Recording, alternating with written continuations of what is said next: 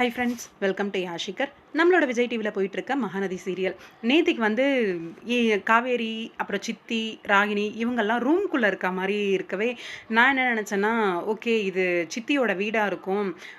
விஜய்க்கு வந்து இப்போது சித்தப்பாவால் ப்ராப்ளம் வரவே நம்ம காவேரி தான் போய் சித்தியை கூட்டிகிட்டு வராங்களோ அப்படின்ற மாதிரி நினச்சிட்டு இருந்தேன். ஆக்சுவலாக அந்த லொக்கேஷன்ல இருந்து லைவ் வந்திருக்காங்க இல்லையா, அப்போது ராகினி வந்து சொல்லியிருக்காங்க போல இருக்கு, அது டெம்பிள் ஷூட் அப்படின்னு சொல்லி. அதை நான் லைவ் வந்து நேற்றுக்கு நைட்டு தான் வந்து நான் கேட்டேன். அதுக்கு முன்னாடி நான் பார்க்கல. ரொம்பவே ஃபன்னாக ஜாலியாக பேசிகிட்டு இருந்தாங்க. நம்ம ராகினியும் காவேரியும் சேர்ந்தாங்க அப்படின்னா வைப் தான் அப்படின்றது எந்தவித சந்தேகமும் கிடையாது. அவ்வளோ வைப்பாக இருந்தாங்க. அதுலேயும் அந்த சாங்கு காவேரி பாடினாங்க பாருங்க, பயங்கரமாக இருந்துச்சு, சூப்பராக இருந்துச்சு.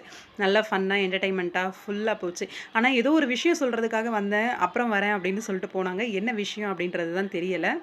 இன்னொன்று, கா விஜய் அண்ட் சித்தப்பா இவங்க 2 பேரோட ட்ராக் வந்து அங்கே ஷூட் பண்ணாங்க. கோவில் டெம்பிள் ஷூட். அந்த ஷூட்டில் வந்து ஆல்ரெடி எடுத்துட்டாங்க.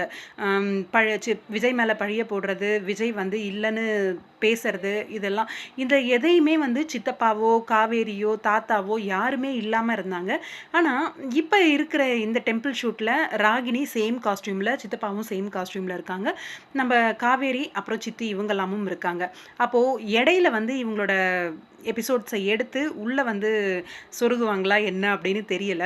ஏன்னா சித்தப்பா, சித்தி, காவேரி எல்லாருமே அந்த லொக்கேஷனில் இருக்காங்க அப்படின்னும்போது அவங்களுக்கு வந்து அன்றைக்கி ஷூட்டிங் இல்லை. ஏன்னா எண்டு வரைக்கும் போலீஸ் விலக்கி விடுற வரைக்கும் ட்ராக் வந்து மூவ் ஆயிடுச்சு.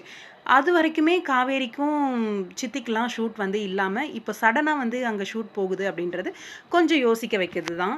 யார் கூட்டிகிட்டு வரா சித்தியை?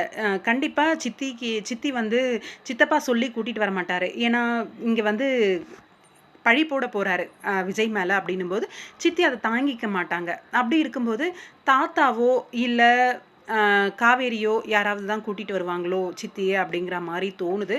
பார்க்கலாம், வெயிட் பண்ணி என்ன நடக்குது அப்படின்ட்டு. உங்களோட கருத்துக்கள் என்ன அப்படின்னு கமெண்ட்டில்